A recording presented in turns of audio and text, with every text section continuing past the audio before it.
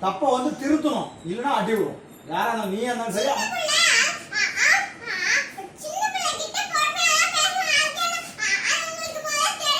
எனக்கு தெரியுது பொறுமையா பேசணும்னு. நான் சொல்றது நீ கேட்டாதான் நான் பொறுமையா பேசுவேன். நான் சொல்றதை கேட்க முடியாது, நான் அப்படி பொறுமையா பேசுவேன். ஒரு விஷயம் சொல்றேன், சரியாப்பான்னு ஏத்திருக்கணும். திரும்பி அதே தான் பண்ணா கண்டிப்பா கரெக்டாக தான் டென்ஷன் கத்ததான் செய்வான்.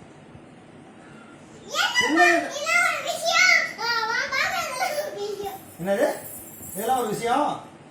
நீங்க வந்து தப்பு செய்யா அப்பா டென்ஷன் ஆகாதான் இருப்பான்.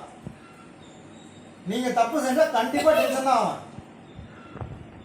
எதுக்கு அம்மா அம்மா அம்மா எதுக்கு கூப்பிடணும்? ஒரு நிலை போட்டு அம்மா கால விடாதா? உழுவுமா விடாதா? அது அம்மாட்ட கேளு. ஏமா ஒரு தடவை கூட காரணம் அதனாலதான் அம்மா அம்மானு கூப்பிடுறோம் சொல்லு. சரி தேஜு, அப்ப எப்படிதான் சொல்லணுங்கிற நீ சொல்லு. எப்படிதான் சொல்லணுங்கிற? என்னமோ ஒண்ணு எப்படி தெரியாது சொல்லுப்பா. சரி நீ சொல்லு, நாங்க திருத்திக்கிறோம். எப்படிதான் பேசணும் உங்ககிட்ட? எழுந்திருச்சு நின்று சொல்லு பார்க்கலாம்.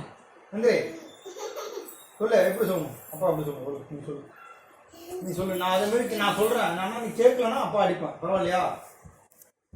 சொல்லு பிள்ளைங்க எப்படி சொல்லணும் சொல்லு. நீ சொல்லு. சரி சொல்லு.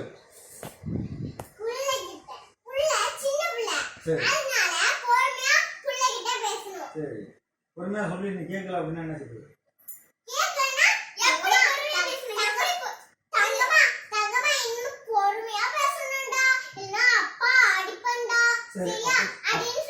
அப்படியே சொல்லிட்டேன். அப்படியே நீ கேட்கல என்ன செய்யுது? ஆமா நான் சொல்லி கேட்கலன்னா அவளை கோவப்பட்டு அடிக்க வந்தேன்.